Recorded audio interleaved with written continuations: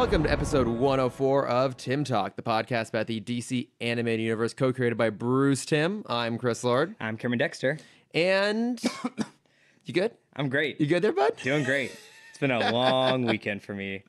Lots of talking. Lots of talking. I spent the entire day at Disneyland yesterday. Did a 14-hour Disney day yesterday. The thing is, that's not that uncommon for you. I haven't done a full Disney day in a while, though. Yeah, Because usually I'll either go late or leave early. That's true. I prefer to go early. Same, yeah. You can get a whole bunch of stuff in for everyone else has woken up and gotten their kids out of bed and drag their screaming faces down Well, to I the mean, park. for a Saturday, it was fairly empty. Really? Yeah. See, my friend and I were trying to figure out if we were going to go, but for our pass, it was blocked out yesterday. Oh, really? Which is sad because it sounds like it wasn't even that busy. It was, I mean, it was still like there's still lines. Yeah. But I was ready for like the summer crowd. Yeah. For Christmas. Mm-hmm. And I was very pleasantly surprised it wasn't that bad. Oh. We did the normal route. Yeah. And we basically got through all the rides we needed to by noon. Mm-hmm. And then we were exhausted and just had to, fight our way to the fireworks at 9:30. So what'd you do in the middle? Trader Sam's, Lamplight Lounge? No, because my friend had never been to Disney before, and so I wanted to treat her to like the authentic tourist experience, not our experience. Our boozy experience? Yeah. Yeah. So we did kind of the rides that I don't normally do. So we did Small World. Mm-hmm. We did Jungle Cruise, which is just as adorable as always. Well, and it's themed for Christmas. It's right not. now. They don't do it anymore. They don't? What? No. So I talked to one of the skippers. Yeah. Specifically about Jungle Cruise. And they're like, yeah, basically they didn't want 3 big rides down at the same time. Okay. To decorate. And so Jingle Cruise got cut because you're not going to not decorate Small World. Oh, I was like, what's the third one? Right, of course, Small World. Mm-hmm. Yeah. No, I guess that makes sense. It's a little sad, though. I always loved when they did the Christmas stuff. Well, I also didn't realize how short it lived for. Jingle Cruise only was around for like 5 years from what he said. Yeah. Oh, I always liked it. Mm-hmm. We got a variety to our dad jokes. Yeah. Because I specific we tried to do Big Thunder. It closed down for a moment, and then we had like the free fast pass. Mm-hmm. Like, let's do Indy. That's always a hard one to get a fast pass for. Yeah. That was also closed Son of a bitch. for a moment. We ended up doing both of them, but then I kind of turned to her with a smirk, and I'm like, how punny are you today? She's like, what do you mean? And I'm like, can you handle 5 minutes of dad jokes? And she's like, I guess. I'm like, okay, we're doing Jungle Cruise. Like, regardless of physical appearance and gender, I have a crush on whatever captain of the boat I'm on just because they're dad jokes.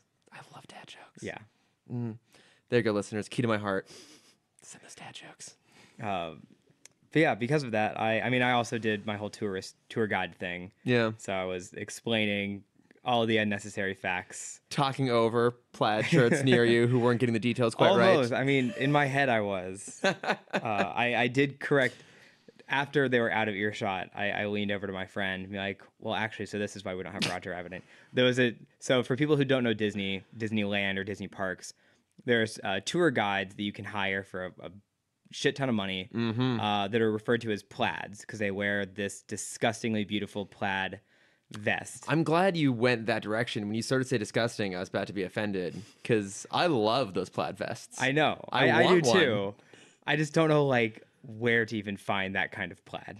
I feel like it's so unique. It is. Well, I'm sure it's like you probably can't find. I'm sure Disney, they probably have some sort of bought out every license, like trademark or whatever on the pattern. Yeah. Because it's fucking Disney. But you can find something similar. Yeah. I feel like you would look good in a plaid vest. I feel like you should add that into your rotation. I can't do plaid very well. No? No. Ever since high school, I've been trying to do plaid. I tried plaid in high school. Didn't really work. Never went back. But you've got a nice scruffy beard thing going on That's now. true. And you do have one of the best hair coiffs of anyone I know. I think you could pull off some plaid. All right. I'll try it again for you. Bring it back. But so plaids, there's a sport that pass holders play called plaid hunting.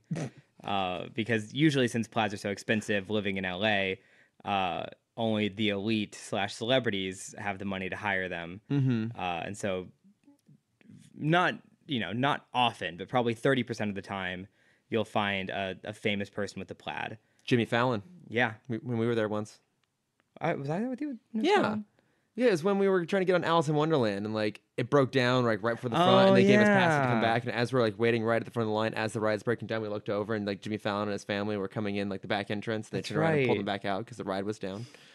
Yeah, because I've seen Fallon, I've seen Adam Scott. Mm-hmm. I was there when Chris Hemsworth was there, but I didn't see him. Yeah, Sorry. that's how everyone was reacting. So it's just knee-jerk reaction. I I was there when I think maybe it was with you. No, maybe not. I was there with when Ryan Johnson was there once with some plaids. Okay. Director of many things, including Star Wars Episode 8. Yes. Mm-hmm. So the reason I bring up plaids is their job is, one, it brings you to the front of the line for whatever ride you want, but also they're supposed to be the knowledge base of Disney. So you can ask I love them. how you phrase that. They're supposed to be. I think by most people's standards, they are. I mean, because of this one person, I had to change my wording. So I was in the same room as a plaid, and his guest, he was touring around, asked him why Roger Rabbit doesn't have a big presence at the parks anymore. We can cut all this out if it's getting too long already. Oh, no, I'm just making sure it's recording. Okay. Like, you're paranoid about these things sometimes. He's asking why Roger Rabbit doesn't have an appearance at the park, and the plaid basically just said, oh, well, the movie came out in 88, so it's not as popular anymore. That's bullshit. And I'm like, the ride we're standing in opened in 1969. That's not an argument you can make. Do you know what ride it was? I already told you. I forgot. Haunted Mansion. Okay, I got confused for a second there. I thought you were in line for Roger Rabbit. No, and then I was no, like, no. how did the ride exist before? Well, I mean, Toontown didn't open until 93.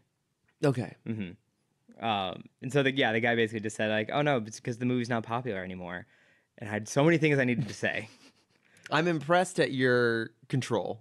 You stop yourself. Very limited control because, like I said, the second he was out of earshot, I leaned over to my friend and had to explain to her all of the reasons why Roger Rabbit does not have a presence at the park anymore. Which basically boils down to they had big plans in the 90s. Euro Disney, also known as Disneyland Paris, happened. They lost all of the money in the parks.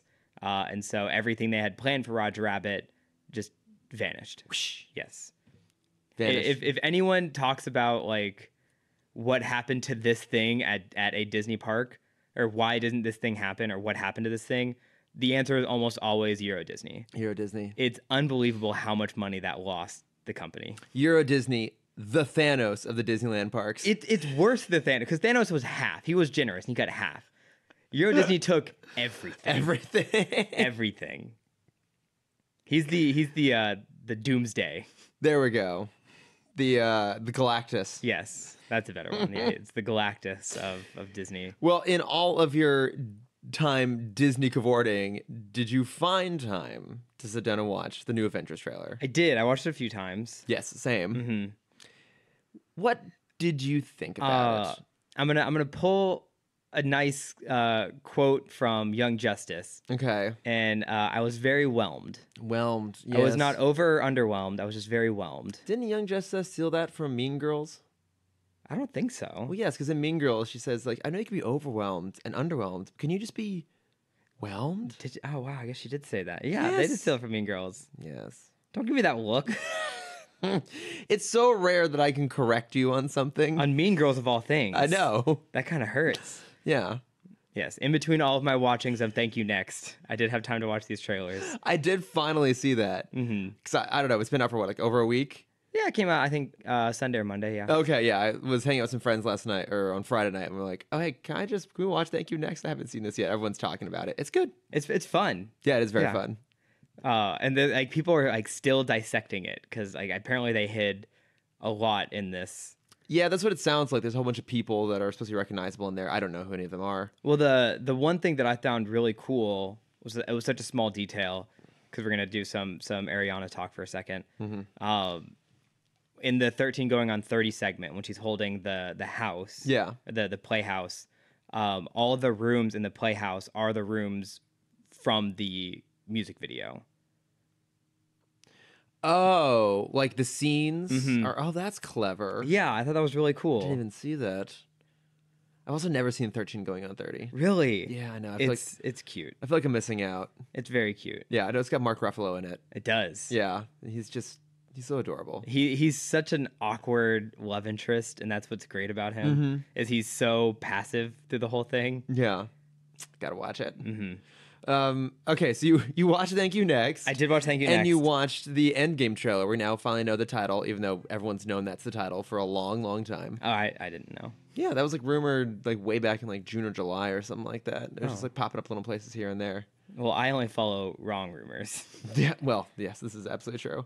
But I don't mean, what did you think? Like after the long wait to finally get a trailer out, what did you think about it? It was good.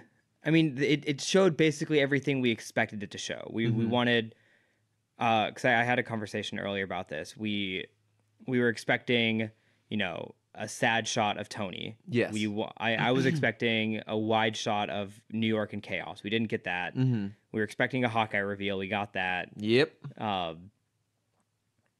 And then basically the only scene I wasn't expecting was seeing, Hawkeye as Ronin. Yeah. And to see Ant-Man. I was not expecting that. Yeah, I thought I liked they included that in the end there. Did you see the post that's been going viral online of what we expected and what we got? And it's the Captain Marvel pose where she has her hands out and is all flaming, and then it's Paul Rudd in the same pose. Didn't even notice that. That was so good.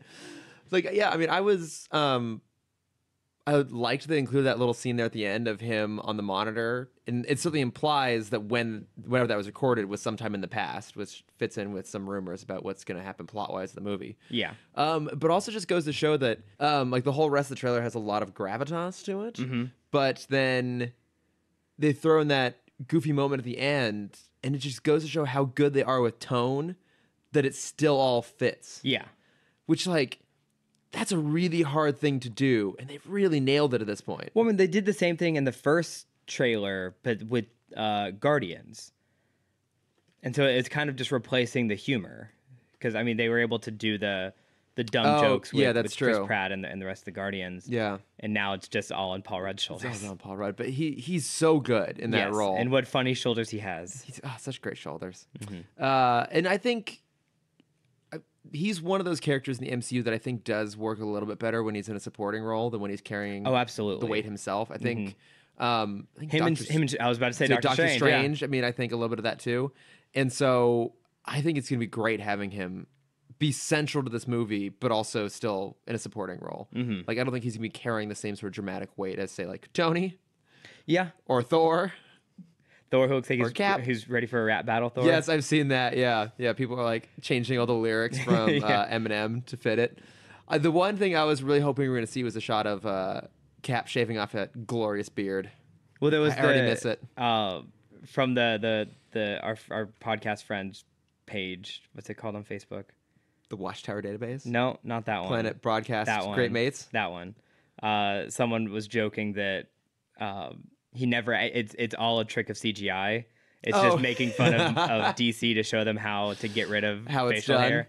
Yeah, and he's actually gonna have a beard the whole time. I am. I mean, obviously excited for this movie. I miss the beard already. I do. The beard was stellar. I am sad to see it go. And like, I think it's amazing. This has got to be probably one of the longest waits, or I guess the way of looking at it, like one of the shortest amount of times between first trailer and theatrical release for a movie of this size. Didn't we get one? Or I mean, Solo. Obviously, the movie's not the same size. Yeah, we didn't get the Solo trailer until like 3 months before the movie. Yeah, and I guess like I feel like the difference there being that seemed like that was out of fear. That was out of circumstance, not out of choice. Yes, like this is Marvel really holding back on their marketing, and I think they're going to be very, very minimal as to how much they do. Yeah, and I'm all for that. Like, even I was with my friend Jason on Friday, and he was like starting to dissect all these things. Like, I don't want to hear it. I don't want to hear your theories. I don't want to hear the rumors you've heard from someone's cousin's nephew's brother who knows a guy at Marvel. Like, I don't want to hear any of this stuff. Who delivered pizza to set once. Exactly. I just want to go in and watch it. And I will see the major marketing pieces, but I'm going to avoid as many TV spots as I can. I'm going to avoid reviews and like discussions and spoiler threads. I don't want to know any of this stuff. I just want to go in and watch it and enjoy it. It's more fun that way. It's so much more fun that way. Yes. It's never. I mean, there are movies that after like the big twist or like the big reveal are still enjoyable because they're really well made. But I don't think there's ever been a time when you something going in that makes it a better movie going experience. Yeah. No, it's like the example I'm thinking of is X2, like way back in the day. Like some stupid friend of mine spoiled for me that Jean dies at the end of it. So when I went in, like, oh, like now I can see the Phoenix stuff, but it would have been that much cooler not knowing that. Yeah. I'm not bitter about it still at all. No, why would you? No. It's only the best of the X-Men movies. That or First Class though. Yeah. I'm inclined towards First Class. I have to do a rewatch. One of my friends is doing a fun romp. One of my friends is doing the full Marvel rewatch. Oh dear God! Every Marvel property since Blade. Was that the first one? Yeah, 99. Yeah. So I guess they're going for like the semi-modern era. They're not going all the way back to like. Are they going to watch the really shitty like canon Fantastic Four film? No, but I think he did watch the Nick Fury.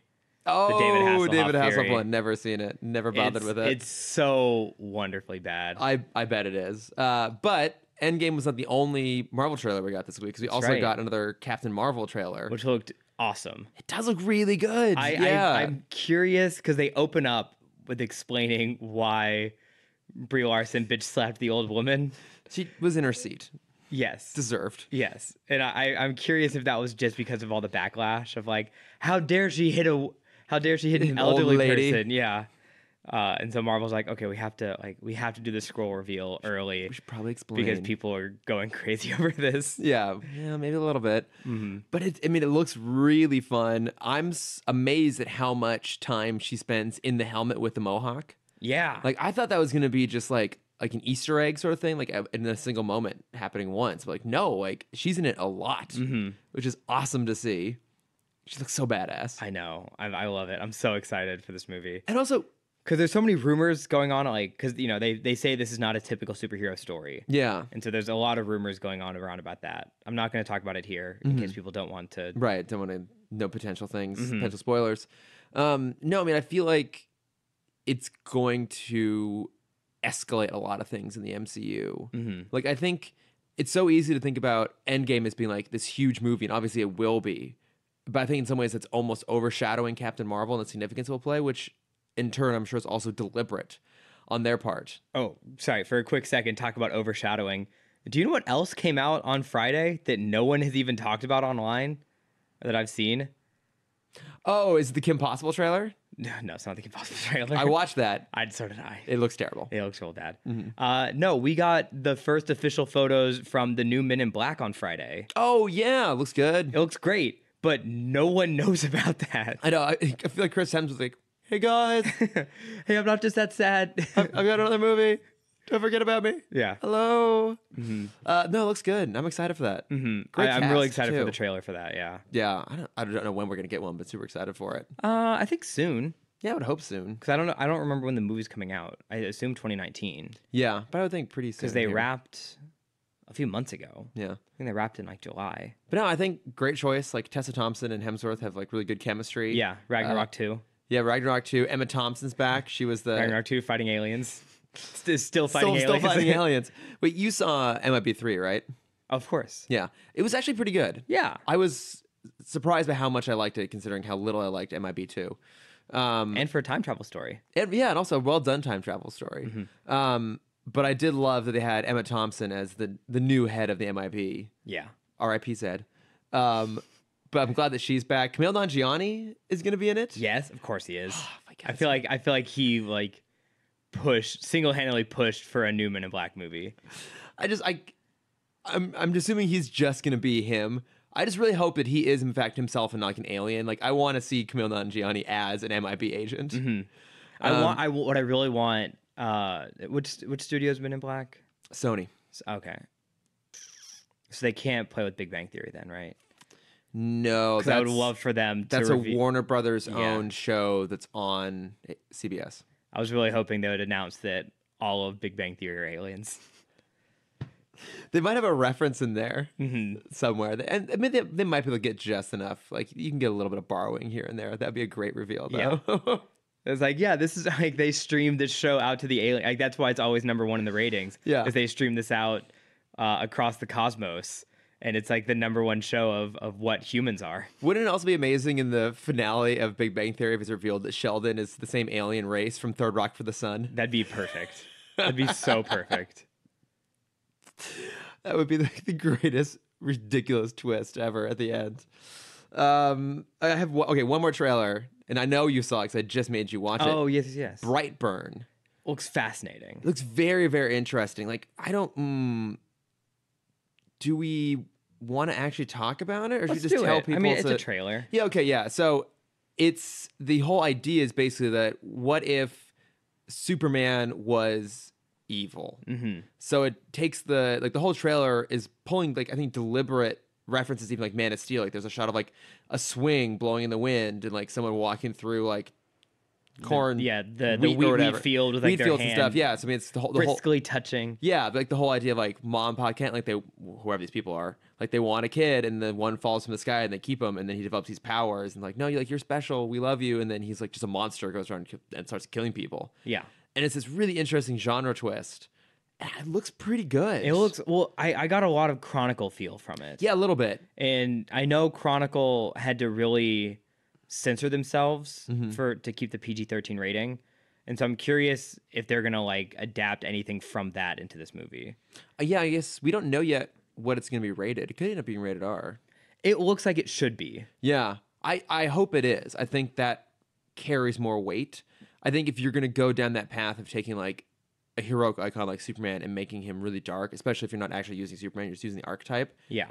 Go with it. Like go really far with it. Yeah. And also you kind of need to like just watching the first half of the trailer, you need to make a statement that this is not for kids. Yeah. And it's there. Yeah. It's in the trailer. I mean, even he's got like, I also love too that it's still him as a kid. Yeah. It's not like he grows up to be an adult and becomes an asshole. It's like as a kid, as like what, a 12-year-old. Yeah. He's got all his powers and he's just murdering people. And it's I think it's produced by James Gunn. Mm-hmm. So I think it looks good. I'm kind of excited for it, actually. Yeah. I mean, I'm not a big horror person. I've stated that multiple times on this podcast. I might break my rule for this movie. It looks like it might be worth it. Also, I think the trick is you have to pick really good horror. Because like that's what I've been doing recently. I've been trying to like up my horror game. So like around Halloween, I watched Halloween. I watched Scream for the first time, which is like a horror comedy. Yeah. Yeah, it has a little bit of subversion to the whole thing. It's got my favorite Shaggy in it. Matthew Lillard. Yeah, the only Shaggy. Well, there's the rapper. Okay, well, I walked into that one. But yeah, I think you just pick ones that are like so good that they are those movies that sort of like go beyond their own genre. Yeah. It's kind of like how a lot of people say that, yes, obviously The Dark Knight is a Batman movie and it's a superhero movie, but it's almost more than that. You know, it's also a Batman movie. What? Robin Hood. Oh, God. Well, on the opposite end of that spectrum. No, I get it, because I feel like we're also in this new age of horror where like people care again. Yeah, because we're getting really good horror. Yeah, we've kind of passed but I think Paranormal Activity was the thing that like everyone's like, okay, we fucking done this into the ground. There was like 5 of them. Yeah, but have you seen the first 2? No. Like the thing is, I mean, yes, it'll fuck with your head, but they are actually really, really good. Okay. Like the first one is amazing because it's just an original idea, and it might be hard to go back and visit it now that it's been done into the ground. But it's really good. And the second one takes that concept and actually finds ways to make it that much more fucked up. Like it kind of becomes more about the people rather than just the fact that they're in this like house that has some sort of monster going on. And it asks some really fucked up questions and makes some really fucked up statements. It's really good. Yeah. Well, I think a lot of it is also like we're living in such a horror movie right now world. There's that they don't really have to try to make it scary anymore. Yeah. They kind of just hold a mirror up to the audience. It's like, look at what we have. Look how scary it is. Look at what's happening around us. Yeah. One that I didn't see, but I saw the trailer for the second one, and it got me really excited, was Happy Death Day. Okay. Were you with me when we saw the trailer for the second one? No, I didn't realize they were making it. That's the one where it's the girl's birthday. Yeah, and it's like... it's Groundhog Day. Yeah, and so what's clever... Right, exactly. What's clever about the new one is that it's the same plot again, and she's aware of the fact that it's happening to her again. She's like, fuck, are you kidding me? Shit is going on again, and like, is it just the next day? Yeah, I think it's like a year later. It happens to her again. I was hoping it was the day after. The day after, yeah. It looks like it's really like fun and funny and inventive. So I want to watch the first one so I can go check out the second one. I'm pretty excited about it. But maybe we should actually start talking about Batman now. Let's talk about Batman. Let's talk about Batman. All right. So we had the return of Curare. We did at this Final Cut. In Final Cut, not to be confused with the once editing great, software? Now terrible editing software. I had an issue with this right from the beginning. Was it that in the future where we have the technology to repair people, that a guy still has a creepy eye that makes him look like a supervillain? Oh, no, I was totally on board with that. His weird, like, almost Count Vertigo-esque, like, eye patch thing. Yes. It's not even an eye patch. It's like a fucking, like, implant? Deadshot. Maybe it was a deliberate choice. Maybe it was more just an aesthetic thing for him. I mean, he was like a sharpshooter with his... not kunai knives. The ninja stars. Yes, ninja stars. Yeah. So maybe it was kind of a dead shot kind of thing. Yeah. No. My issue was not with that. I love that actually. I love those weird little like cosmetic details they include in some of these characters. These like throwaway characters. No, it was that this is all about the Society of Assassins, and Curare is supposed to be the best assassin, and the whole point is that because she finally failed to kill someone in the form of Barbara's husband, Sam, the district attorney of Gotham, and Curare, a touch of Curare. Yes.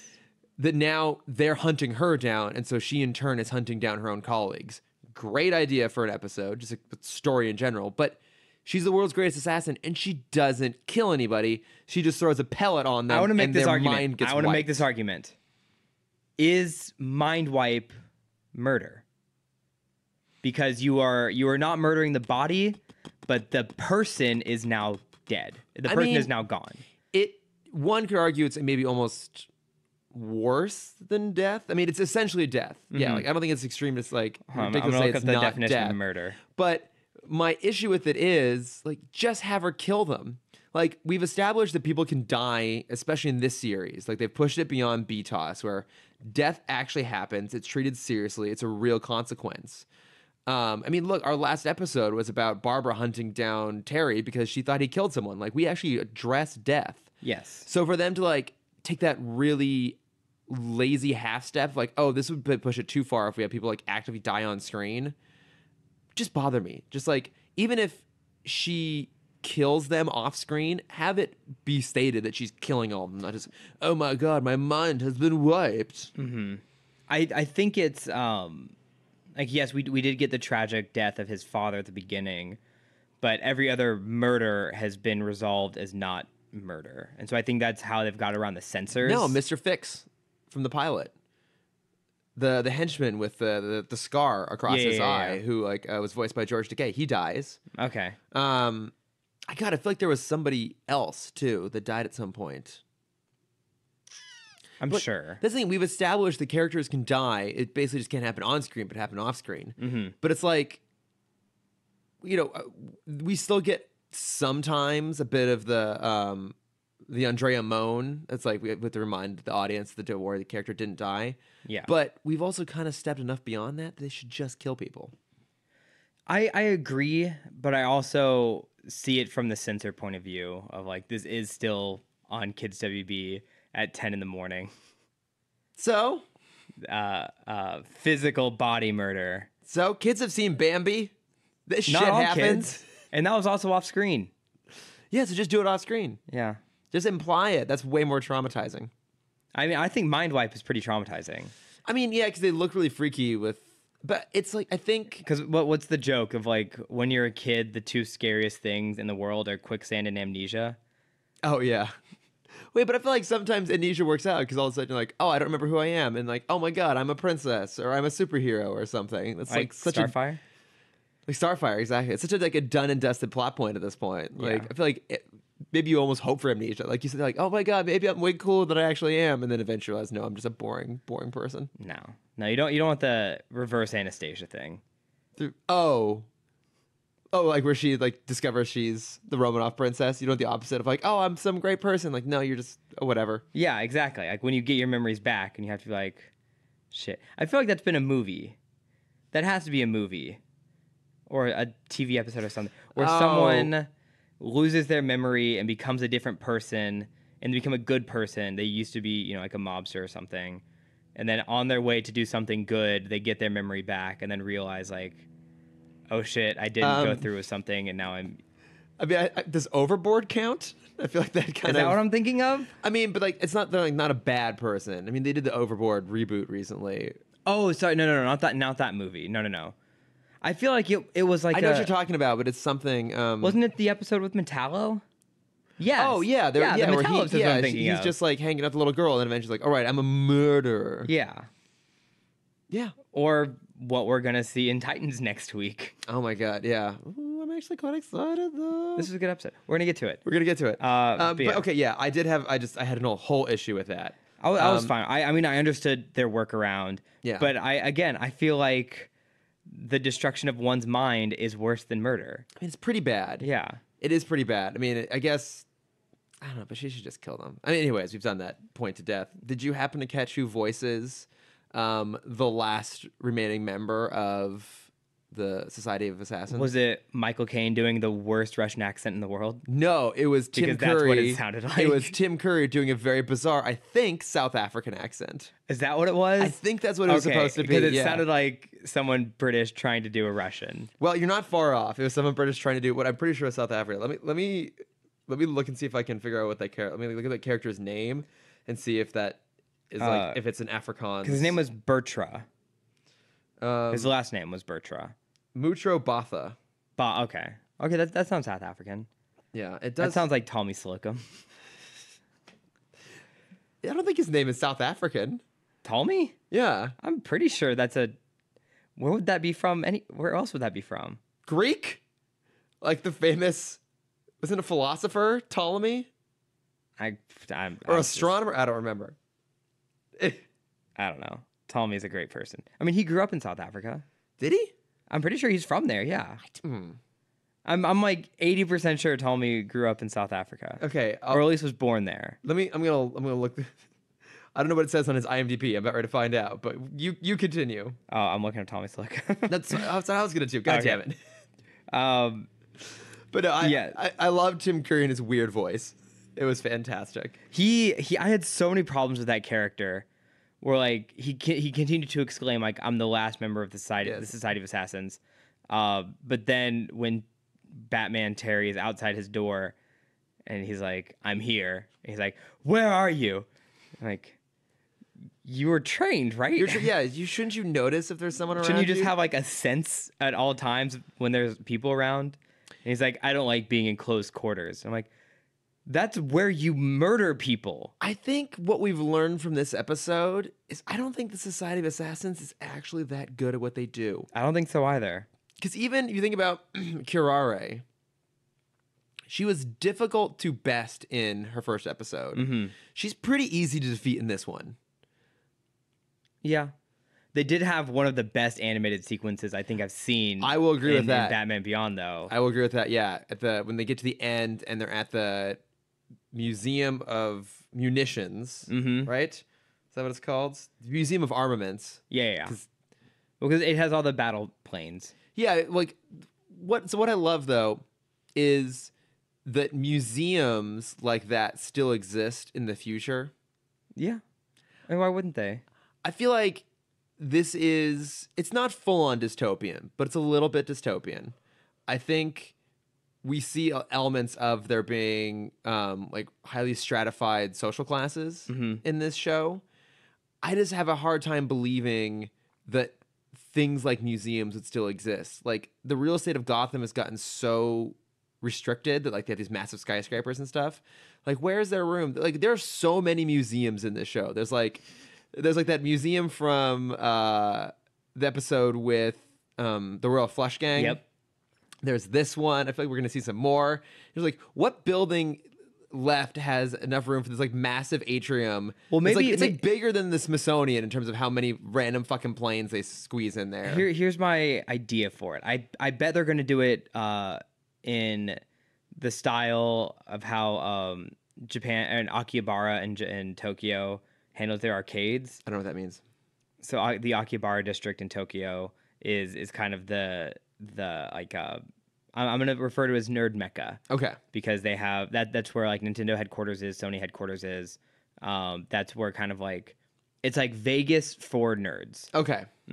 Where it's kind of a whole city based around entertainment. That sounds fun. Yeah, and they have these multi-story arcades where they're 8 floors. Every floor is a different genre. Okay, you've told me about this. Yes, so I'm imagining that's how the museum is, where every floor is a different museum. So it's all the same building? Yes, it's all one building. They just keep going back there again and again and again? Yeah. I mean, that does make sense. I did find... Here, I'm gonna make it... Here's how it works in the future. Okay. Because I imagine it almost like... Because they always somehow break into the skylight. Yes, so many skylights. So what I think it is underneath the museum, it's like almost like a parking garage of museums. Okay. And they can switch them out depending on what they need. So if they need repairs to one, instead of closing down the museum because that'd make them lose money, they drop it down below. Yeah. To kind of where the subway system is, and they kind of pull it out of its slot and slide in museum number 2. New level. Yes. And then raise it back up. 100% on board with this style of museum. Yeah. Yeah. Yeah. Like, rather than just having certain floors closed off, they just literally physically move them and swap them around. Yes. That is the sort of crazy quote unquote efficiency that you would find in an animated show. Right? I think this especially exactly in how the it's future. Said. Especially in the future, yeah, where things are just way over the top. Yeah. I'm bored. Perfect. This is the same universe where instead of just having more advanced cranes, they have like these crazy robots that can't actually do that much in terms of construction. Except for they have like flamethrowers because that's necessary. Yeah, they got to weld. Yeah, no, but with welding, they would probably do that with like really intense like spot torches. Can't do that with robots. Or lasers, not with like full-on massive flamethrowers. I don't think so. I don't know. I don't think you understand how future construction works. That's the thing I don't. I think you're much more in tune with what the future is going to look like. I have a pretty good idea. Yeah, exactly. It's that youth. It's all that youth in you, Cameron. Yeah. You can just see the future better than I can through my glaucoma eyes. I think it's really Elon Musk has seen the future, and so the tiny flamethrower that we have now is just the spark for the future of flamethrower technology, where it's just giant construction robots. I forgot that he made a flamethrower. Yeah, for a household, household flamethrower. How long before he builds a secret volcano lair, or do you think he already has one? I'm sure he has. He must one. already have one. He had to have bought an island at some point. Yeah, that's true.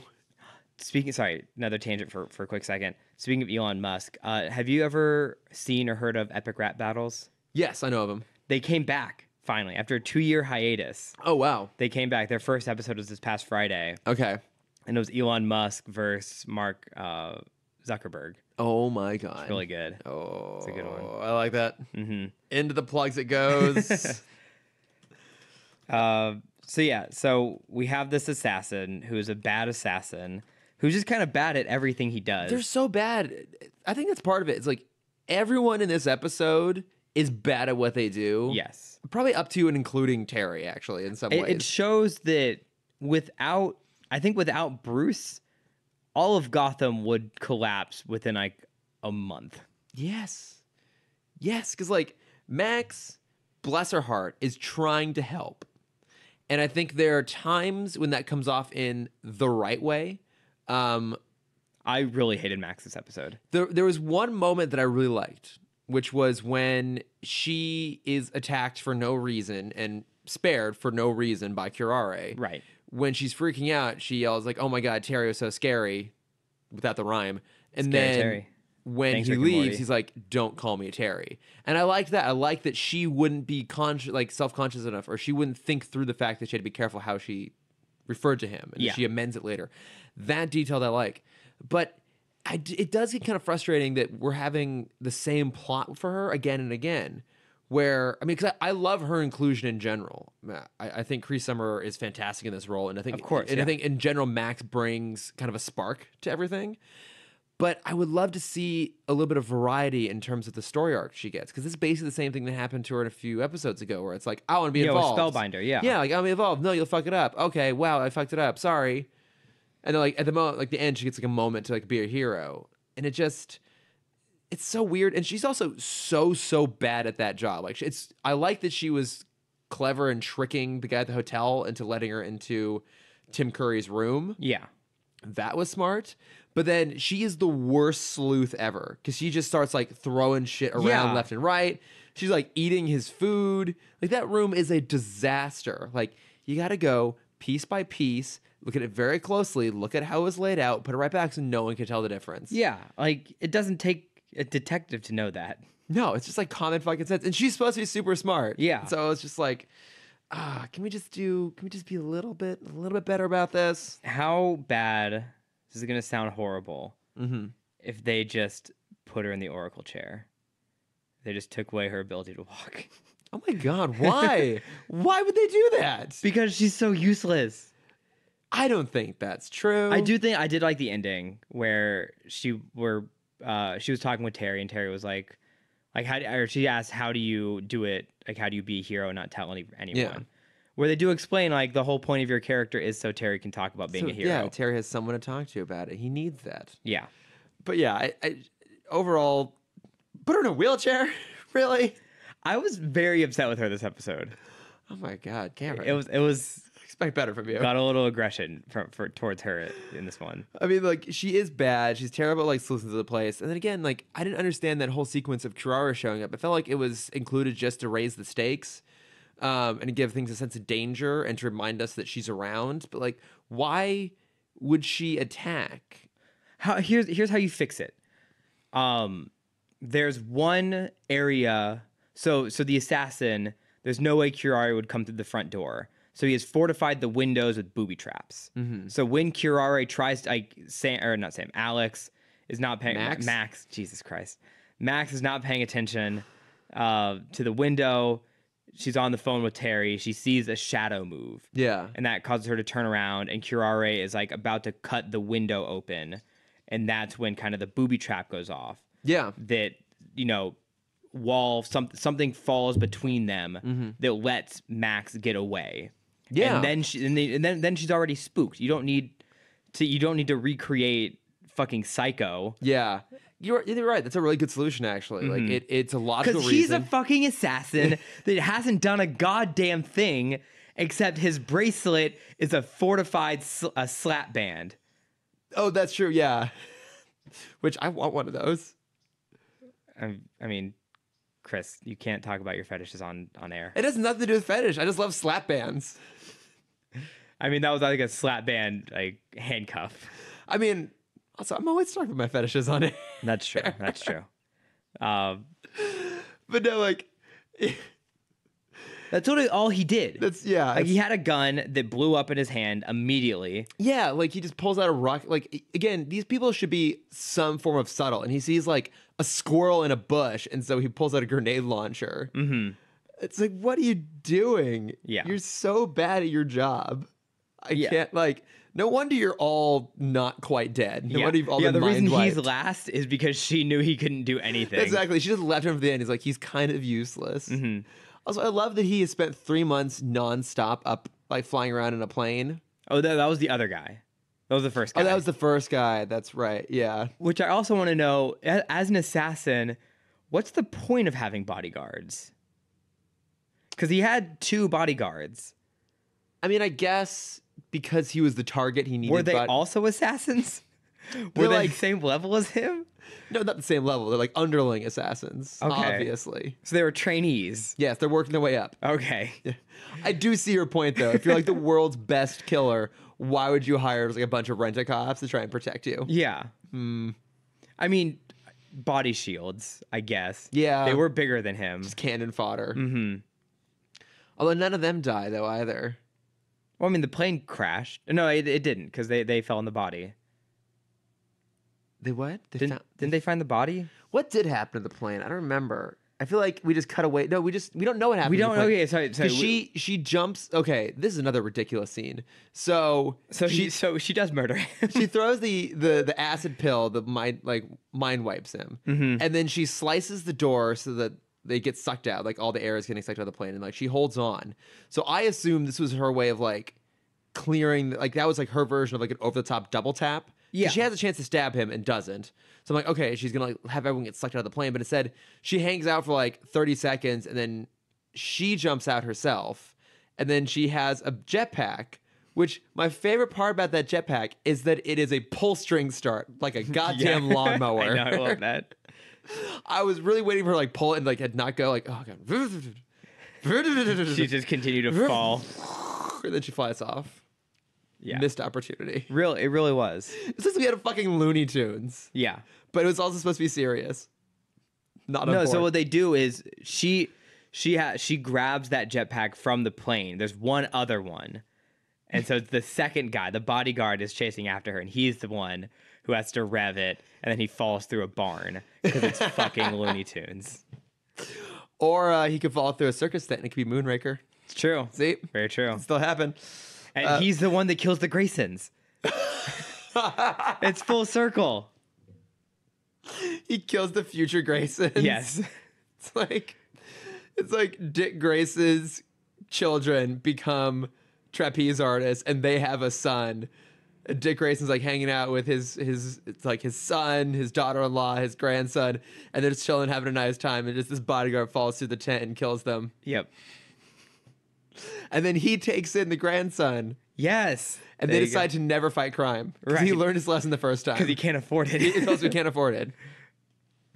It's perfect. Where's that series? Where's Grayson Beyond? Grayson Beyond. Son, I have a secret to tell you. I know I look like a cool cop on the outside, but I'm actually an accountant at night. I'm just a generic bureaucrat. Once night falls, I am the pencil pusher. I am Taxman. Taxman. Taxes.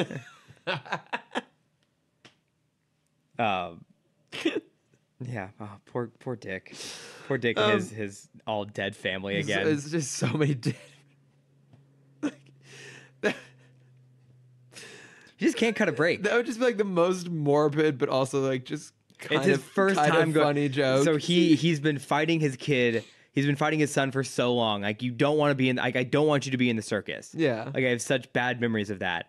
And so he's cut his son off from his life. He's cut him out. So him and his wife, they start up their own circus. It's the Grayson Circus. Yeah. And finally, he's come to accept his son. He's let go of the past. Right. For good. It's like, fine, you can live your dreams and also become a trapeze artist. Yes, like, I will support you. I will come to your grand opening to support you and your wife and my grandson, because I love you and my trauma does not match my love for you. And as his son takes his first leap, Dick stands up and he's like, "That's my boy. That's my boy." And then just pow! Right there. No! How can the same shit keep happening to the same guy? Yes. Okay, I do want to talk about for another moment here, the Museum of Armament. Okay. So not only is it filled with just tons of like classic warplanes, like the Red Bear and all this other stuff, which that place gets wrecked. Yeah. Like millions, like that's not even fair to say millions of dollars. Like priceless antiques are just getting destroyed left and right.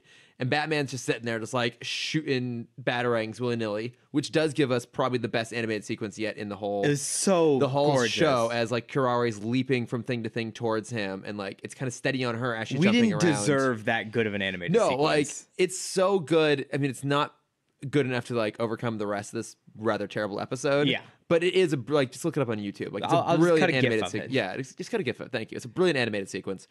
It's only like 4 seconds. But it's so good.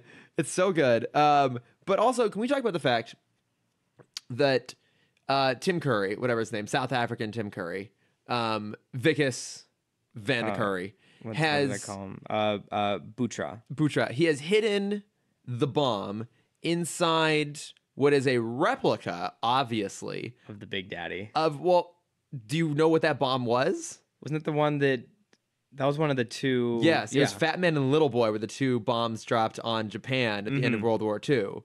So this museum has a replica of Little Boy, which that actually, I could see that being a thing. It's of a historical significance. Yeah. Fucked up historical significance, but nonetheless. But the fact that he hides the bomb in it, or like the writers decided that was a clever little joke to have a bomb hidden inside. Again, Chris, this is, pre 9/11 days. You could get away with a lot more. I guess you really could. You could get away with so much. I guess you could get away with making a joke out of one of the 2 nuclear bombs as of yet dropped on a human civilization. Yes. As of the time recording this. As of the time we're recording this, if the audio cuts out in the middle of it, you know what happened. Yes. We'll still get it out to you. Yes. Whatever our mutated afterforms look like, we'll still make sure the edit goes out. Well, I mean, you'll make sure the edit That's goes true. out. Yeah. Who knows what you'll be up to? You'll be at mutated Disneyland. You'll be at dystopian Disneyland. Mm-hmm. Dismaland. Ooh, nice. Oh, isn't that the that's the Banksy thing? Mm-hmm. But yeah, so he puts it inside of it. That's a terrible joke. But also, how the fuck did he get it in there? Because like that thing was suspended. Because he's an assassin, Chris. This is the one thing. Assassin. This is the one thing he's good at. Yeah. Like he can't kill anyone or have any sort of like spatial awareness, but he's really, really good at in 2 trips hiding a bomb inside of another bomb suspended from, I don't know, that was sealed. A sealed bomb that's what, 100 feet maybe above the ground. Mm-hmm. He's got to have some skill set. Yeah, it's child's play for an assassin. Yeah, he missed his calling in interior decorating. Jesus Christ. It's so ridiculous. Yes. I also want to, just for a very brief second, talk about how many clothes he had at his hotel room. And he wears the same outfit nonstop. He has so many clothes. Yeah. I guess those are just like his going out clothes. Yeah. Those are all of his disguises that he chooses not to use. Right. Because he's got too much pride. Well, no, he would expect Kirari to expect him to be in a disguise. Ah, that's true. Yes. Hiding in plain sight. Exactly. Look how well that worked out for him. I mean, I guess she did catch him, yeah. Yeah. Pretty quickly. Yeah. Yeah. Despite the fact that she is too a terrible assassin. Yes. God damn it.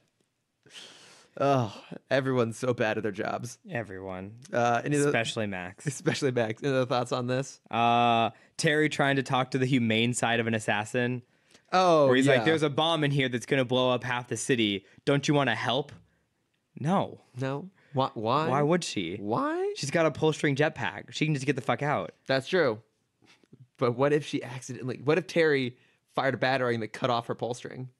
Ooh. Ooh, I don't know what she'd do then. She'd just stay and die. She'd hold up a sign that said help. And then phew, fall straight down. Yep. I think that's about it. It's a weird episode. It was a weird episode. But we'll roll along here to Titans. It's an improvement. I think it's fair to say. I think so. We almost got Thad Castle. Yes. We got like a minute of Thad. I do have a note in my notes here that just says Blue Mountain State. Yes. I feel like they had to like they couldn't have any reference to blue or yellow in any color palette for this episode. No. Just because they couldn't dare the comparison. We basically got the story of what would have happened to Thad Castle had he been molested as a child. Yes. Can we just talk about how why was that where they went with this? It just felt a little bit cheap and creepy. Mm-hmm. Like again, I think overall this is a pretty solid episode, but I think this particular point is what we're talking about because they're definitely trying to give texture to all these people. And they're basically the thesis of this show is basically look how fucked up it is to be a superhero. I also just realized this is the first time we've dealt with child molesters in the show. The very first thing Dick does in episode 1 is go after the guy who molested who did something to his daughter. I think did he beat his daughter? I think forgive how this sounds. Okay. I think he only beat his daughter. I don't. Sorry, excuse me for stepping out of turn. Oh God, it's so hard to talk about this episode, but you do have to kind of come to the, if it's kind of the comedy point of like, if you can't make fun of everything, you shouldn't. What's the like? Oh yeah, I think I know what you're talking about. It's yeah, like, if you can't make fun of everything, you don't deserve to make fun of anything. But I think, yeah, but this is not the platform I want to have this discussion for. Well, and I think just because it doesn't feel like a realistic approach to the whole thing. And again, very luckily, never having experienced something like this, I don't know what a person would do afterwards. But it felt like a quick way to justify how fucked up he is. Yeah. Without actually acknowledging the reality of living with that. It felt like it was a reverse engineer sort of thing. It wasn't like they went in like, hey, okay, we're trying to tackle a lot of heavy stuff in this show. We're going to tackle like child molestation, and we're going to take it very seriously, and we're going to really explore what that does to a person. It was more like, okay, we really need like we need a reason for him to be angry. Yeah, we need a reason for him to be angry. We also need to show how like even at a young age he was always looking out for his younger brother, and like how like he basically would just willfully like dive into bad situations, save his brother. Should we just have like a child molester coach? Should we just do that? Yeah. And it just felt a little bit cheap and easy and just like really uncomfortable.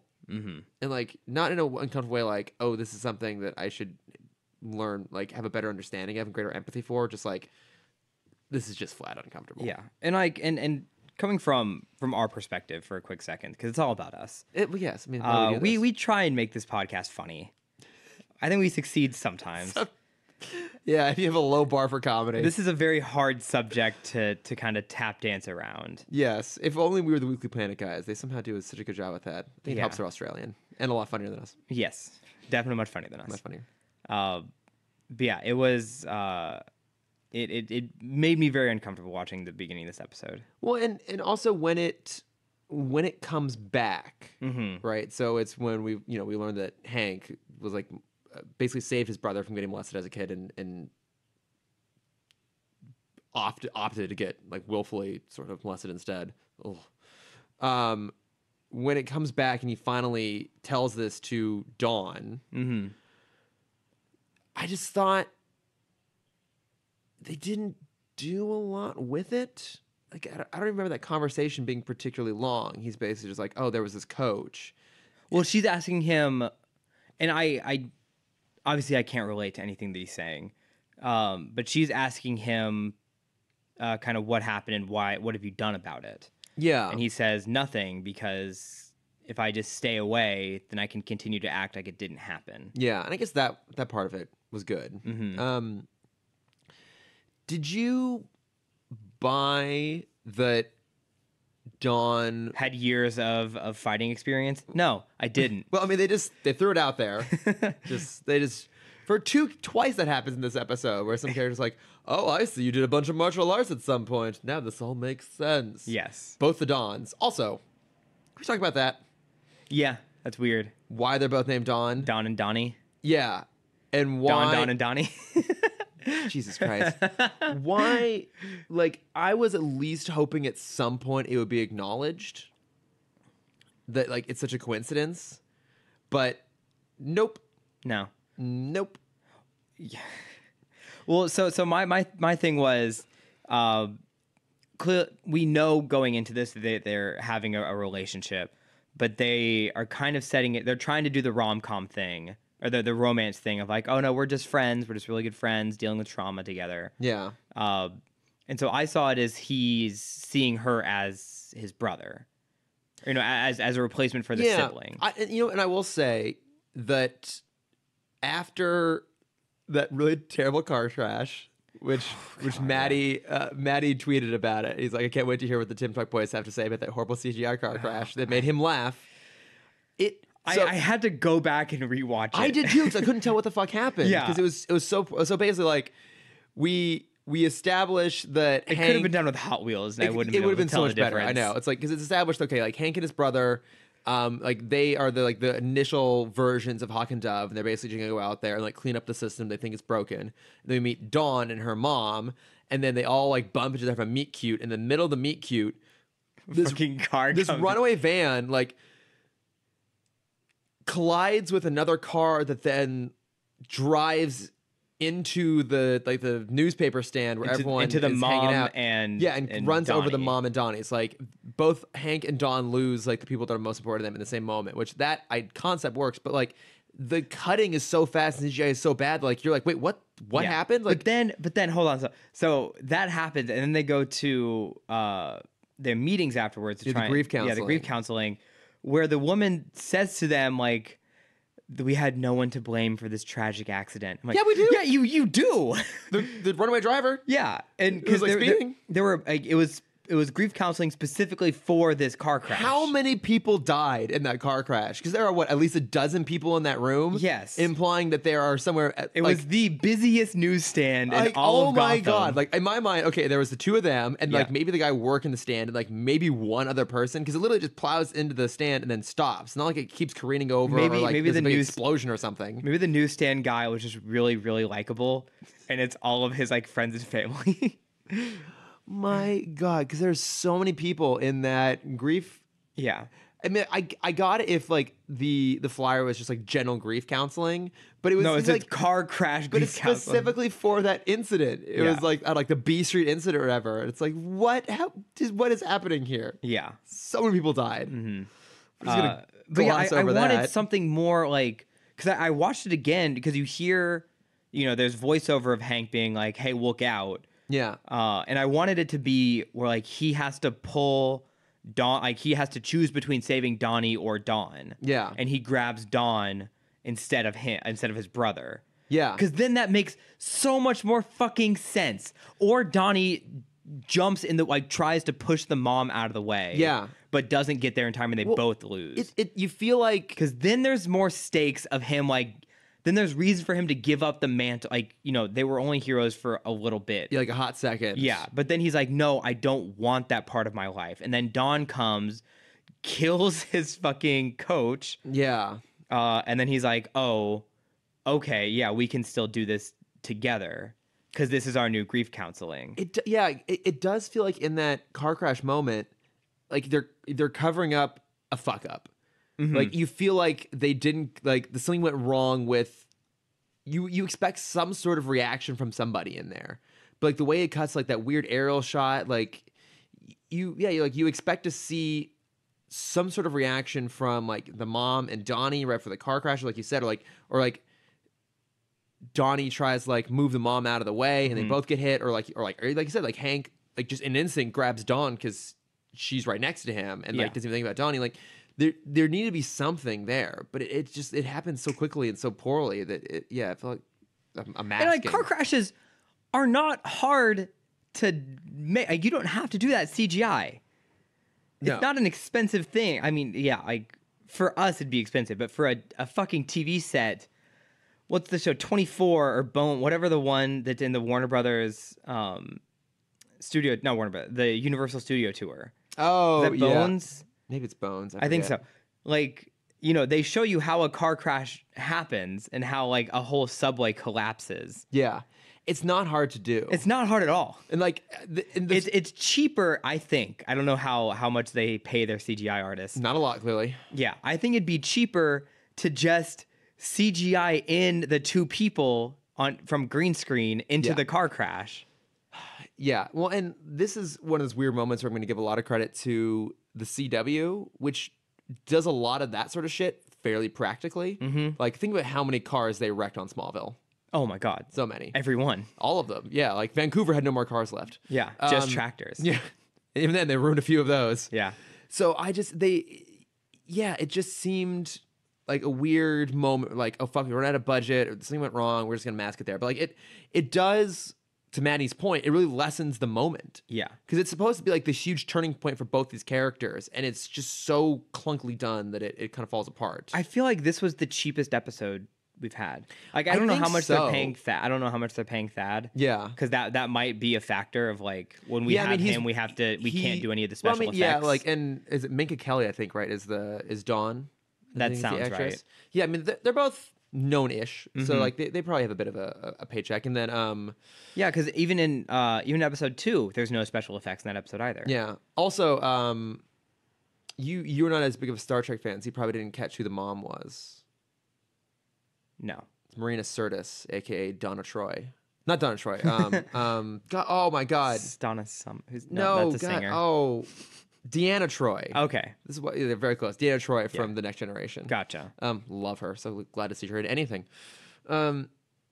Yeah, it did feel kind of cheap. Now, what I will say though is after that sequence, they're like rom-com moments. I actually thought played really well. So did I. I think they like that would have been like I would have watched that like Netflix special. Yeah, like they actually they have people that meet at grief counseling Yeah. and use each other until the very end, because that's what really like I got a little angry about this because like I know people that have been dealing with grief. Yeah. Where their answer to grief is just like, oh, we'll just fuck, and then we'll feel better.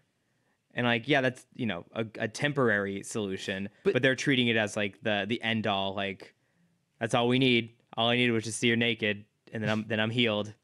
I mean, did you buy that moment? So to offer a little bit of context, I mean, I think most people have seen this, but like, yeah, so they have their like rom-com moments, which I think play well. They are both charismatic. They have good chemistry. Mm-hmm. And then she tracks down the coach, and she goes to like confront the coach and beats the shit out of him. And then he shows up and like, we're going to beat the shit out of him together. Yes.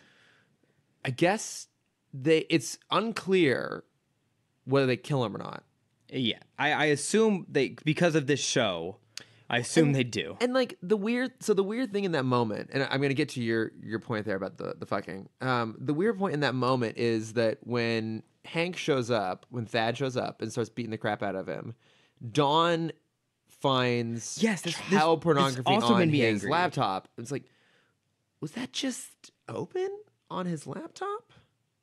Well, I think it was them needing another excuse.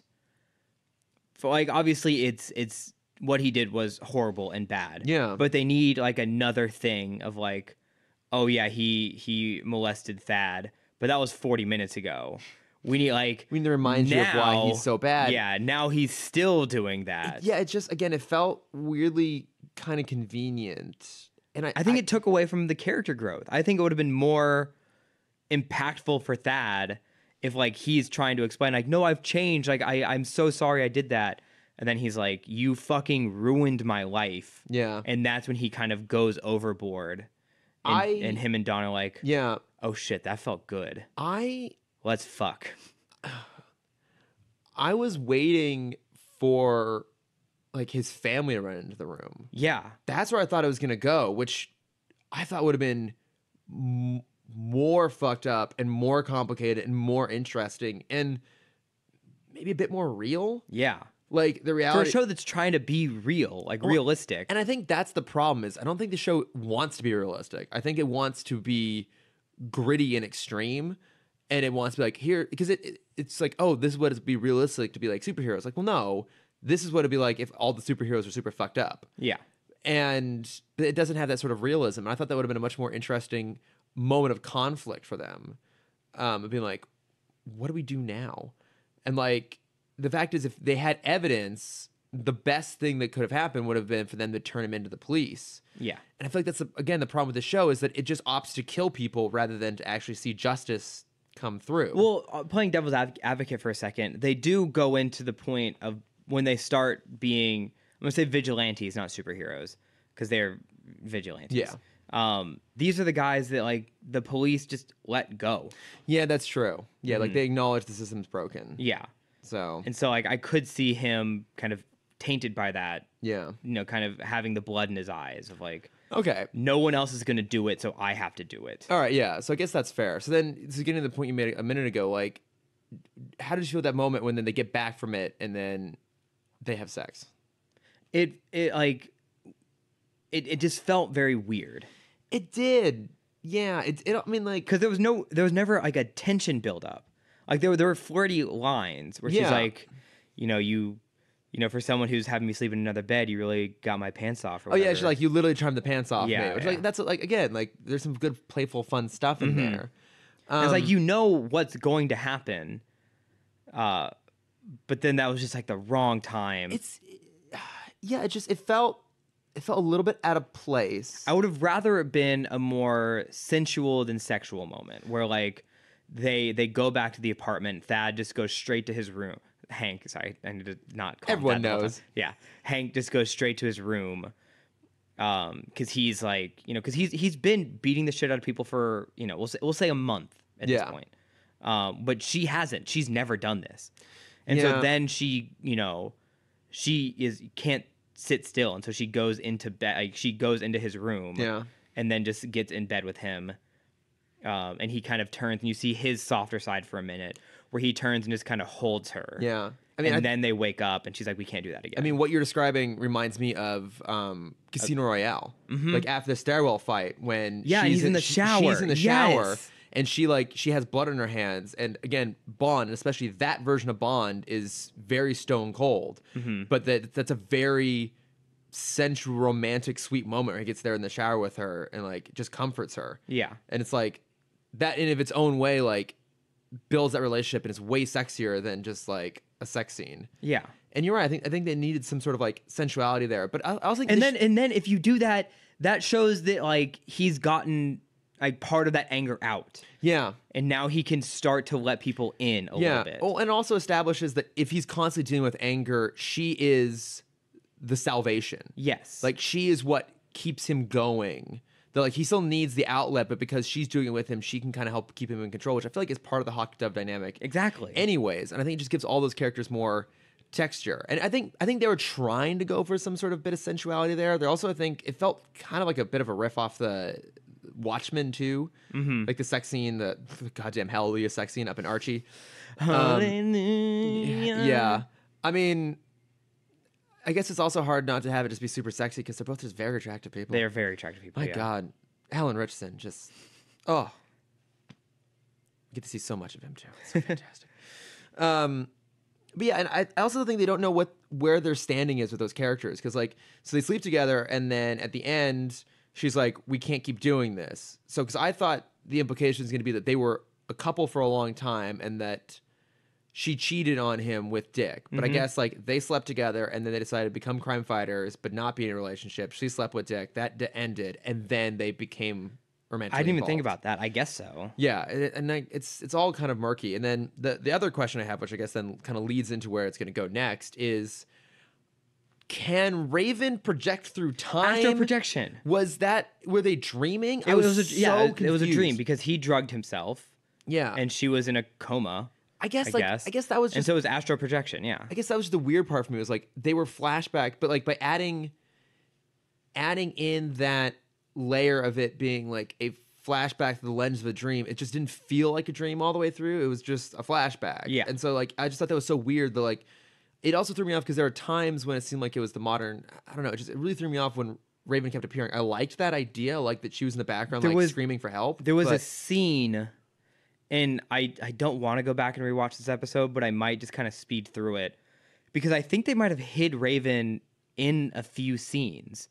Oh, interesting. Because there was one specific one where it's right after they're in the middle of their rom-com montage where they're walking with pizza towards camera, and in the background you see a girl with purple hair sprint across the street. I saw that. Yeah, it was like the girl running in the background. Like, that's so weird. Yeah, and so I went back and rewatched it to see if I could get any detail, and I can't. It's too blurry. They blur out the background. But I'm like, that would have been fascinating. That would have almost been Inception-esque. Yeah. Of like, if she's trying, like, she's in the dream, but she can't find them in the dream. Yeah. Like, that would have been, that would have been too many layers for this kind of episode. Yeah, it would have, it was a little bit clunky. It felt like, again, they had to remind you that sort of background tension was happening in another part of the story. It didn't quite land for me, although it's kind of an interesting idea. But again, like, I am very excited for the next episode. Yeah. Because like, we're jumping back to that storyline. Like, we only have 2 more episodes of the season. That's true, yeah. So we're coming up real fast. Yeah, like Corey's going to have her powers, her memories back, like full control of her powers. She's trying to kill Raven. Donna and Dick are on their way there. Clearly, we see the lasso. The lasso. The lasso's. Sorry, did you see the trailer? I didn't watch the teaser. Oh, okay, no. sorry. We see the lasso. We see the lasso. Oh my God. Okay, now that's exciting. Oh yeah. Yeah, like I'm sure Hawk and Dove and Jason are going to show up there too. It's like it's exciting to see all these kind of threads coming back together. Yeah. And for the most part, again, like we were nitpicking on some of the really clunky stuff that happened, but I think for the most part, this is a pretty good episode. And again, it just goes to show how much you need really charismatic leads. Yes. Again, I would much rather watch a Hawk and Dove series after this. Yeah. I mean, I think the problem with the show continues to frankly be Brenton Thwaites, who I think is trying to do his best, but I think was just a little bit miscast. Well, and you brought up the point last week a few times of like, even with good actors, you have to give them something good to act on. And there were moments in this episode where you could just really tell Thad was struggling to get words out because the dialogue in some of these scenes was really bad. I mean, I like that this show is giving him a chance to show a bit more of his range because I think he is very good, and I think he handles actually a lot of the more dramatic stuff really well. Again, if you can do comedy, you can do drama because, as we know, being former improvisers ourselves. Yes, we are very dramatic people. Yes, but comedy's grounded in drama. Yeah. But yeah, comedy is pain. Comedy is pain. He's really good. I don't know, but pretty exciting for next week. Also, we're almost done with this. Thank God. We're almost done. This terrible experiment that we had to follow through on. But yeah, I want to end on a happy. Overall, this is a pretty good episode. We've been pretty nitpicky. Yeah, because what we do. Well, but I also think it's more interesting to talk about the stuff that raises questions. Oh, absolutely. Than just how else are we gonna fill the half hour? Yeah. Otherwise, it'd just be us talking Phantasm again. Oh my God, it's so good. Yeah. I just want to end on the high note of talking about the college party where we see Thad be Thad again. Thadding it up. Yeah. Just hanging out with his football friends. And it's like, everything's good, man. What are you talking about? I'm not in pain. I'm good. Good. I'm great. You want a beer? I want a beer. Yeah. Yeah. You want a mojito? I want a mojito. I would have loved it if he had a mojito. I feel like it's just a reference in there for those who know. I feel like it's such thin ice with that. Where they couldn't have a mojito on set anyway. Yeah, exactly. It'd be too close. No mojitos, no martinis. Yeah. Such a shame. God, I love that. Me too. Love that so much. No cocaine. No cocaine. I love cocaine. Less said about the Blue Mountain State movie, the better. That was not particularly good, but that show though. Well, no, I was talking about. I think it's the start of season 3. When Thad loses his scholarship. Yeah. And they do the flashback of well, how did you spend all that money? It's with him. I love cocaine. I love him so much. Yeah. But yeah, this is a pretty good episode. It was good. I really enjoy it. No, I also did for the most part quite enjoy it. I do want to bring up I don't know how much attention you put into the posters in the background. No, not at all. It's very college 2008. Is it? They had an Assassin's Creed poster, a Bruce Lee poster, okay, a V for Vendetta poster, and then when they're at the bar, they have a caricature of Batgirl in the background. Oh, that's cool. Oh, I did see that. Yeah, the painting. Okay, I thought that was really interesting. I have two thoughts on that. No Boondock Saints, surprisingly. I did in fact have a V for Vendetta poster in my freshman year dorm room. I mean, I had the mask. Okay, good choice. Excellent choice. Also, that's interesting. So that implies that in this universe, V for Vendetta is a film that exists, a film based on a comic owned by DC. Yep. Got it. Okay, great. Just want to make sure we have that clear. Yeah. Okay. Of course. Great. And we know Bruce Lee exists in this universe. Which is exciting. Oh, well, we know that Bruce Lee was a real person why wouldn't he be? In DC. I don't know. They have different heroes. I mean, the only murky... Okay, actually, hang on. There is murky territory there. Because Bruce Lee played Kato in the 1960s Green Hornet TV show. It's true. That crossed over with the 1960s Batman. Mm-hmm. So, confusion. Yes.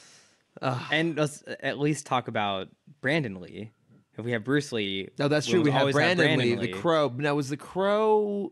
I don't think that's DC. No, I feel like that was an independent publisher. I don't know, to be perfectly honest, though. Yes. I don't think it was Vertigo. I don't think so either. No. Okay. Well, at least we got Bruce Lee. Yes. Let's run through some notes from friends. Not a whole. Oh, hold on. Last oh one. My God! Sorry, Cameron. If you looked at the clock, I'm trying to cut these things down. I know. Why does Kumbaya get such a bad rap? It's a piece of shit. But it's so warming. But it's like a cliche. It is. But it's like a cliche that has now become in of itself another level of cliche. Yes, exactly. Because I don't remember the last.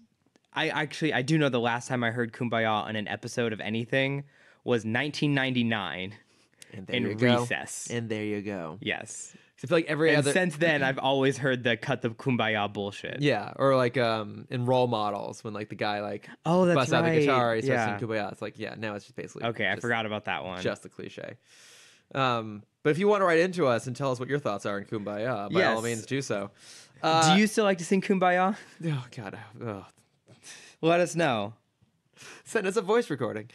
Just a couple quick little things here.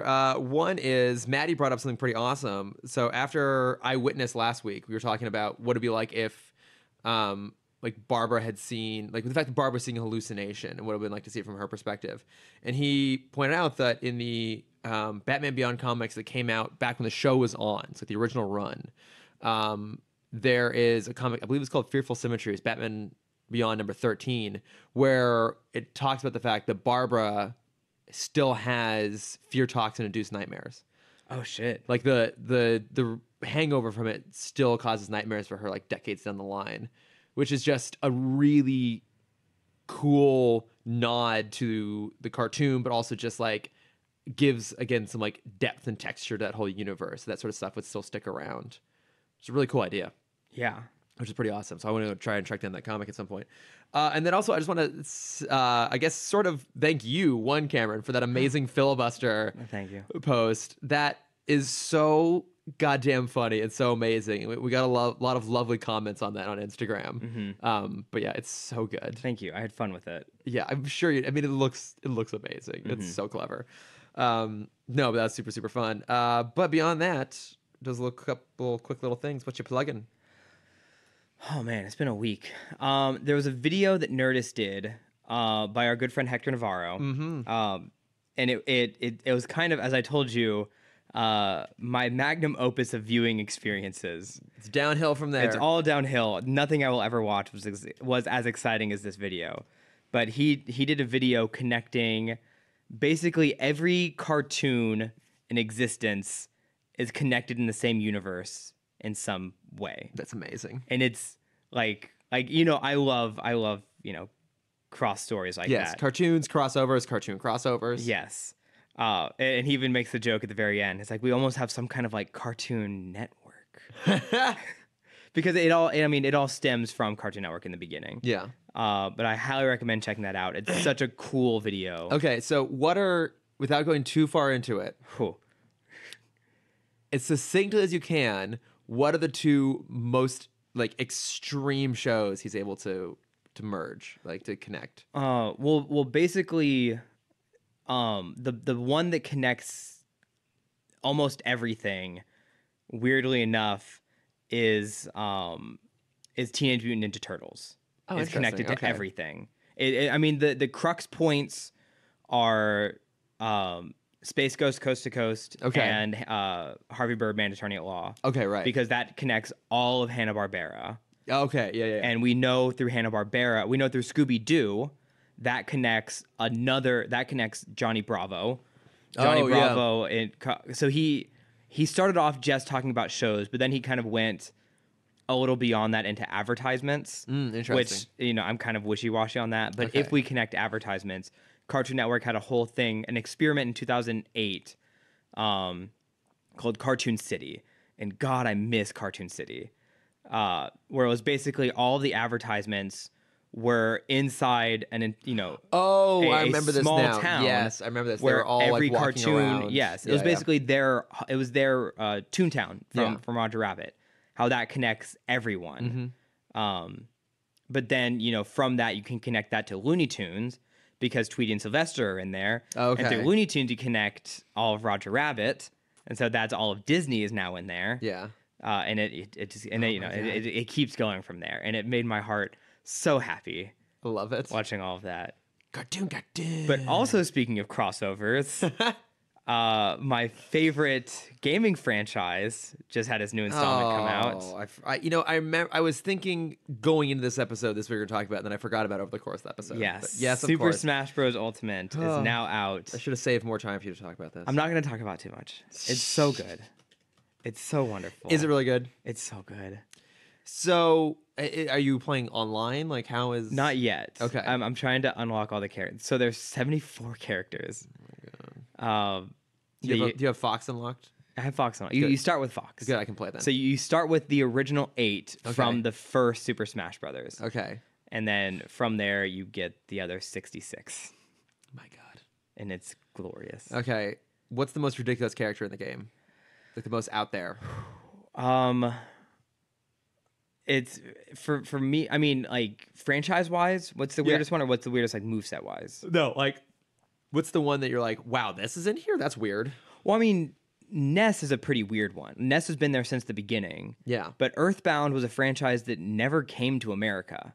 That's a Japanese-only franchise. Okay, but Ness has been around for a long time, so people would expect Ness. But like, so Ness and Lucas. I know, like at one point they had like Metal Gear Solid in there, and like so, like, is there anything along those lines, like really crazy stuff you wouldn't expect? It's like Scorpion in there from Mortal Kombat, for example. No, because he's an Injustice. Oh, that's right. Yeah. The weird one. I mean, the one she joined in the last game, but Bayonetta, who is from an R-rated game, an M-rated game. What game? Bayonetta. Oh, she's from a game called Bayonetta? Yeah. Oh, where she basically, she doesn't get her power from stripping, but she acts like she gets her power from wearing less clothes. Okay, and so having that in a kid's game. It's almost like this was made for teenage boys. Almost. But yeah, so she's in it, and she's really interesting to play as. But then the King K. Rool is the one that I just can't figure out yet. King K. Rool is the main villain in the Donkey Kong franchise. Oh, okay. He's a crocodile. So fantastic. But he just has he's just such a bizarre character, and I don't understand him. Okay. Unlock him because I want to play him. I have him unlocked. Okay, good. Because no, sorry. What's the weirdest one? Isabella is the weirdest one. Who's Isabella? Isabella is the mayor's assistant from Animal Crossing. Jesus Christ. Okay. She's a dog. Yep, there you go. That's the weirdest You found one. it. Yes. Found the most extreme one. What have you been watching, listening, reading, playing? Well, I haven't been playing. Oh, wait, no. I did play something this week. I forgot. I'm going to go ahead and throw this in amongst my plugs. When I was home, my mom gave me an early Christmas present. There was the intersection of two of my favorite things. James Bond and Lego? No, that already exists and I already have it. Well, they could have made a game. That's true. No, it is Clue and the Golden Girls. I've seen that game. My mom found it. Apparently, I think it's actually kind of hard to find, so I have to ask her where she got it. But she got it for me. I've seen it at Barnes & Noble. Okay, good to know. She got it for me, and I played it on Friday night with some friends. You wanted? It was a lot of fun. Like the modern version of Clue has all these other things in there, like distractions, and like they've added a few layers, which like I don't feel are entirely necessary. I really like just the classic original version, but it was really fun. Except for the fact that our friend Jason like just completely fucked up both games that we played by like making egregious mistakes. Okay. But actually that kind of made it even more fun. But I actually did play some things. That was really good. And then I watched The Witch. Have you seen that? I worked on The Witch. You did? Okay. I did all the advertising for it. I hated it. Wait, what do you mean you hated it? You hated like watching it? Yeah. You didn't like it at all? No. I liked it. Everyone I've talked to has liked it. I think just because I had to watch it so many times. Probably. I think that would do it for most people. I was just so done with it. I'd also heard for the last 3 years since it came out that it's really good. So I think I had high expectations, but it more or less met them. Like, I won't go into spoilers, obviously, but like, it is really. What's the goat's name again? Black Phillip. Oh, Black God. Phillip. Black Phillip.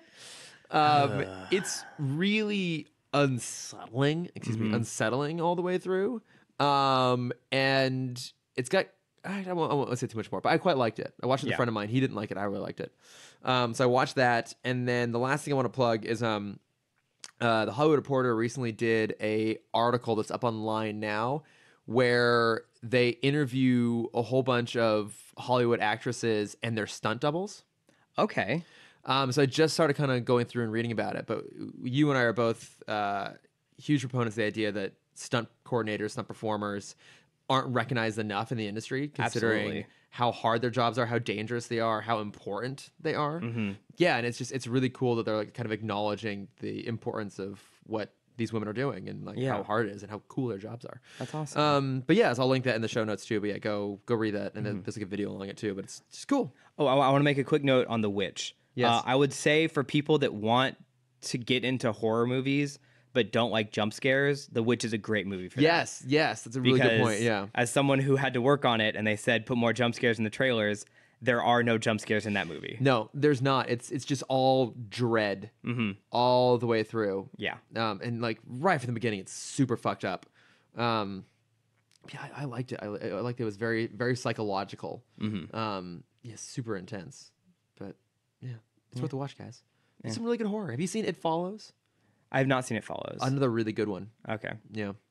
I know. I'm trying to like go and watch like the really, really good horror. I still want to see the new It. I haven't seen it either. I'll let you know when my friend Jason, he's gonna make me watch it. Apparently, it's fucking horrifying. Oh, maybe I'll wait. Like I think it's supposed to be incredibly scary. Okay. But I'll let you know when we're watching in case you want to join. We'll see. Yeah, because I do want to see the new. Is it gonna be like 1 in the afternoon kind of showing? Probably not. I probably will That's skip probably it then. midnight. And I watched Scream with Jason, and that fucker would just like deliberately like scare me in the middle of it. He like walked past me like, blah, I'm like, don't do this. If you want me to watch horror movies, don't scare me in the middle of them. Perfect. The movies are doing that on their own. It's good horror out there though. But yeah, I think we did it. I think we did it. Yes, indeed. So if you want to reach out to us, if recommendations of your own, or if you want to defend Kumbaya, Please do. Please, someone defend Kumbaya. so write in defend Kumbaya. You can find us at Timm Talk Pod on Facebook, Twitter, Instagram, and Gmail. I am at Lordifer on Twitter and Instagram. If you want to see my art, which will be updated at some point, you can find that at Cameron.Dexter. If you want to see my face, which will also be updated at some point, getting plastic surgery. Tease of things to come. You can find that at CamDexter_adventures. Yeah. Yes. We'll talk to you again next week, guys. Thanks, everybody. Bye. Bye.